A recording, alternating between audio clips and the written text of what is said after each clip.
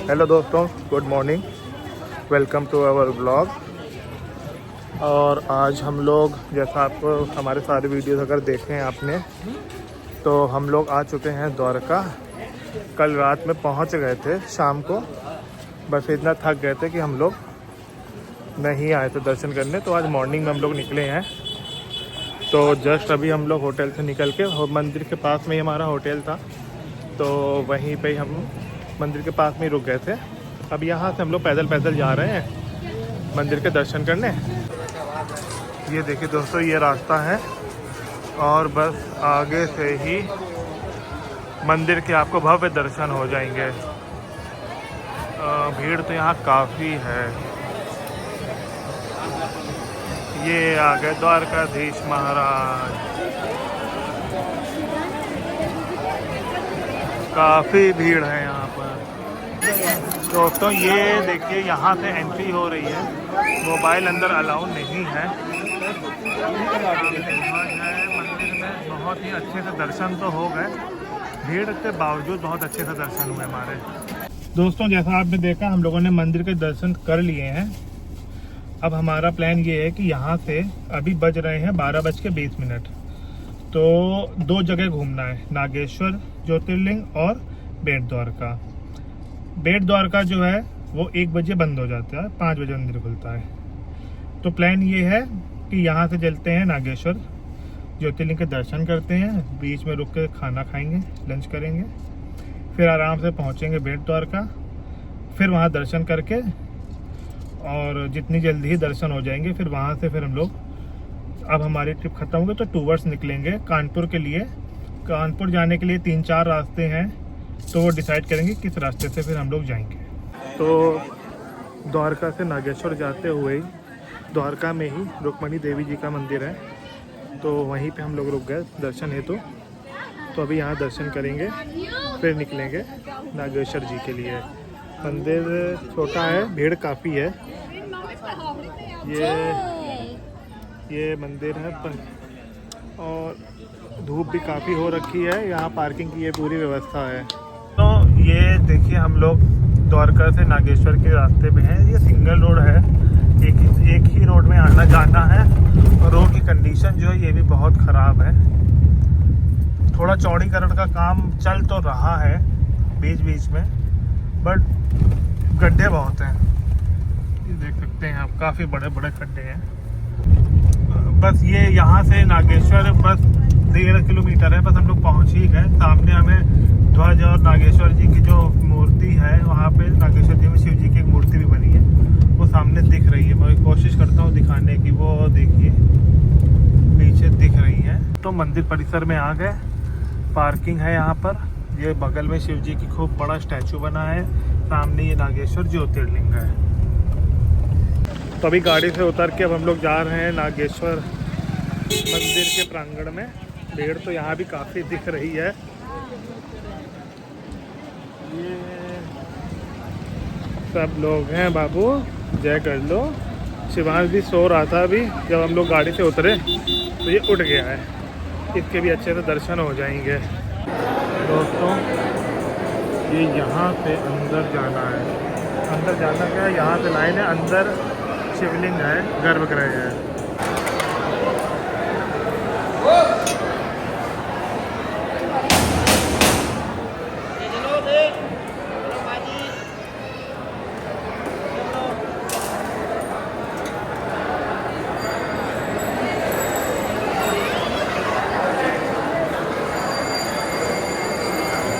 ये देखिए, ये शिव जी का बहुत ही बड़ी मूर्ति बनी हुई है यहाँ पर। और ये बहुत लंबी लाइन है, मतलब द्वारकापुरी में भी, द्वारकाधीश मंदिर में भी इतनी लंबी लाइन नहीं थी। ये लाइन पूरी यहाँ से जाके फिर करीब 10 स्पाइरल लाइनें लगी हुई हैं इधर। फिर ये 10 स्पाइरल लाइनें आगे जाती हैं, फिर वो 5 स्पाइरल लाइनें, फिर आगे 5 स्पाइरल लाइनें, ऐसे करके बहुत लंबी लाइन लगी हुई है यहाँ पर। करीब हमको 1 घंटे लग गए यहाँ पर दर्शन करने में। मंदिर भी बंद होने वाला है, इसलिए चक्कर में और भी ज़्यादा भीड़ हो रही है। हमारे फिलहाल दर्शन हो गए। दोस्तों, ये देखिए, हम लोग ये ओखा जा रहे हैं द्वारका से। अब ये रास्ते में अभी देखिए कितनी बोट्स डंप है यहाँ पर। पिछले 2 किलोमीटर से यहाँ सारी बोट ही बोट डंप है राइट साइड में, और यहाँ पर देखिए सारी बोट ही बोट दिख रही हैं। तो इस रोड पे बहुत ही अच्छे नज़ारे हैं, बहुत सीनिक व्यू है। लेफ्ट पे देखिए यहाँ पर पानी भरा हुआ है, यहाँ पे भी नमक की ही डंपिंग हो रही है। ये जब पानी सूखेगा तब जाके इनसे धीरे धीरे धीरे धीरे नमक नीचे बैठेगा। आपको इतने दिख नहीं रहा होगा लेफ्ट पे, ये देखिए ये पूरा ये यहाँ पर हो रखा है पूरा पानी, समुद्र के पानी की डंपिंग। ये देखिए अब हम लोग ओखा से बेट द्वारका जा रहे हैं। बेट द्वारका एक आइलैंड है, तो पहले केवल एक ही साधन था, अब बोट से या जो छोटे शिप होते हैं उनसे जा सकते थे। But last year Modi ji ने ये सुदर्शन ब्रिज बन गया है बेट द्वारका के जाने के लिए, तो अब हम लोग बाई रोड कोई भी अगर आ रहा है तो ये सुदर्शन ब्रिज के माध्यम से बेट द्वारका जा सकता है। ये देखिए पूरा व्यू है सुदर्शन ब्रिज का, काफ़ी गाड़ियाँ भी खड़ी हैं लेफ्ट पे। मैं भी रुक के आपको एक बार व्यू दिखाता हूँ। ये रास्ता आ रही है और ये ब्रिज है, पूरा समुंदर दूर दूर तक।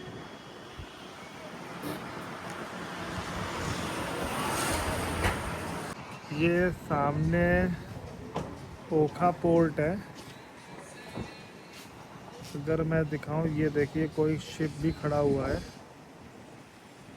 काफ़ी बड़ा सा दिख रहा है। थोड़ा जूम कर रहा हूँ। ये पूरा ओखा पोर्ट, ये ओखा शहर लेफ्ट पे और ये राइट पे द्वारका, बेट द्वारका।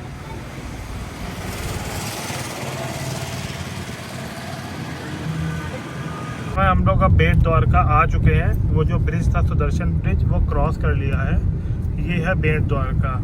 तो एक तरह से अगर देखा जाए तो अगर भारत की मेन लैंड पर जो चेक किया जाए तो मेन लैंड पे के बिल्कुल हम लोग वेस्ट के एक्सट्रीम वेस्ट पॉइंट पे हैं। अब इसके आगे फिर इंडिया ख़त्म हो जाता है। तो हम लोग बाई रोड कानपुर से करीब करीब ये जगह पड़ती है 1500 किलोमीटर। बाई रोड 1500 किलोमीटर हम लोग आ चुके हैं। तो बेट द्वारका पहुंच के लगा दी गाड़ी पार्किंग में। वहां से मंदिर करीब 2 किलोमीटर दूर है, तो बैरिकेडिंग लग जाती है। ये ई रिक्शा और छोटी गाड़ी यहीं जैसे टेम्पो टाइप के चलते हैं यहाँ पर। हम लोग पहुँच गए थे 4:20 पे। मंदिर खुलता है 4:30 के बाद। तो फिर हमने करीब आधे घंटे रेस्ट कर लिया, क्योंकि मंदिर खुलने के बाद भीड़ बहुत ज़्यादा हो जाती है, एकदम से धक्का आता है। साथ हमारे छोटा बच्चा भी है। अब बज रहे हैं 5। अब 5 बजे यहाँ से निकले हैं ई रिक्शा करके। तो अब हम लोग जा रहे हैं सीधे मंदिर में दर्शन करेंगे और फिर यहाँ से फिर हम लोग निकलेंगे। ये दोस्तों ये यहाँ पर मंदिर में जाने का ये देखिए मुख्य द्वार है, बेट द्वारका द्वारकाधीश मंदिर। यहाँ पे भी लॉकर में ही फ़ोन रखना पड़ेगा, अलाउड नहीं, अंदर चेकिंग होती है। तो अब यहीं पे ही मैं ये वीडियो बना के मैं जा रहा हूँ फ़ोन लॉकर में रखने। फिर जब वापस आऊँगा तब आपको बताता हूँ अंदर की क्या स्थिति थी। मंदिर में दर्शन हमारे हो गए और मंदिर में भीड़ तो अच्छी खासी थी, करीब 45 मिनट लग गए दर्शन करने में। अब ये है कि यहाँ से हम लोग निकल रहे हैं। सारी जगह जो हमें कवर करनी थी सब हो गई है। अब हमें सीधे कानपुर निकलना है। तो कानपुर जाने के यहाँ से 2-3 रास्ते हैं और कानपुर यहाँ से करीब 1600 किलोमीटर है। तो यही है कि अभी बज रहे हैं 6:30, 7 बजे तक गाड़ी में पहुँचेंगे। तो अभी गूगल मैप पे जाके देखते हैं और फिर देखते हैं हमें कौन से रास्ते जाना है। मैक्स टू मैक्स 6:30 बज रहा है, तो 12-1 बजे तक जहाँ पहुँचेंगे राजकोट या अहमदाबाद तक, वहीं आराम से आज स्टे करेंगे, फिर कल निकलेंगे। तो हम लोग गाड़ी में आ गए हैं अपना पार्किंग में। अब यहाँ से पार्किंग से निकल रहे हैं। तो अगर मैंने गूगल मैप पे चेक किए रास्ते के बारे में, तो जो है 2 रास्ते दिखा रहे हैं। अहमदाबाद से उदयपुर एक है और उदयपुर से तो फिर अपना वो कोटा से फिर शिवपुरी, और जो दूसरा रास्ता दिखा रहा है वो दिखा रहा है अहमदाबाद से दाहोद से कोटा, और दाहोद से कोटा जो है वो है दिल्ली मुंबई एक्सप्रेसवे। तो अभी चलते हैं, देखते हैं। आज तो वैसे राजकोट या अहमदाबाद ही तक पहुंच पाएंगे, क्योंकि 7 ऑलरेडी बज चुका है। तो अभी चलते हैं, देखते हैं कहाँ नाइट स्टे करते हैं। दोस्तों ये देखिए, ये सेम वही रास्ता है जिससे अभी हम लोग बेट द्वारका आए थे। अब यहाँ से हम लोग पहले जाएंगे बेट द्वारका से द्वारका, और फिर द्वारका से हम लोग लेफ्ट मुड़ जाएंगे, सोमनाथ की तरफ नहीं जाएंगे, लेफ्ट मुड़ जाएंगे। वो रास्ता जाएगी सीधे जामनगर, जामनगर से राजकोट, राजकोट से अहमदाबाद, ठीक है। और अभी हम देखें तो हमारी जो अभी तक जो हम आए हैं, कानपुर से हम गए एमपी से फिर गुजरात घूमते घूमते बेट द्वारका आए, तो हमारी अभी तक हम गाड़ी चला चुके थे 2138 किलोमीटर गाड़ी चल चुकी है। अब यहाँ से करीब इसमें 1550 जो दिखा रहा है वो ऐड कर देंगे तो हो जाएगा करीब 22 और 3700 किलोमीटर तो ऑलमोस्ट हो ही जाएगी। तो हमने जो स्टार्टिंग में कैलकुलेट किया था कि हम करीब 4000 किलोमीटर की लंबी ट्रिप करने वाले हैं, तो 3700 से 3800 किलोमीटर हम उसको कवर कर लेंगे। दोस्तों तो ये हम लोग नागेश्वर से होते होते आए हैं और स्टेट हाईवे से अब ये हमको नेशनल हाईवे मिल गया। ये है जगह लिमडी। लिमडी नहीं, हाँ मतलब लिमडी ही दिखा रहा था। तो ये रास्ता जो आ रहा है ये द्वारका से सीधे जा रहा जामनगर और राजकोट। तो अब ये है कि ये आ गया नेशनल हाईवे 4 लेन का है। अब यहाँ से एकदम हमारी जर्नी स्मूथ होगी। यहाँ पर देखिए बोर्ड भी लगा है कि राजकोट 181 किलोमीटर है और जामनगर 90 किलोमीटर है। ठीक है, बढ़िया है। तो हमारा मेन एम ये है शायद कि राजकोट तो नहीं रुकेंगे हम, सीधे अगर हुआ तो रुकेंगे चल के अहमदाबाद में। दोस्तों तो इस समय हम लोग जामनगर बाईपास में है, हाईवे में, और ये लेफ्ट पे ये जो भी आपको दिख रहा है ना, जो भी व्यू आ रहा है, लाइटें चमक रही हैं, ये पूरी बाउंड्री वॉल है। ये हमारे देश के सबसे धनी व्यक्ति श्री मुकेश अंबानी जी की जो जामनगर में रिफाइनरी है ये वो है। और ये हम कंटिन्यू अभी 5-4 किलोमीटर तो चल ही चुके हैं। ये देखिए सामने ये लाइटें चमक रही हैं, ये देखिए, ये सब मैं जूम कर दिया है।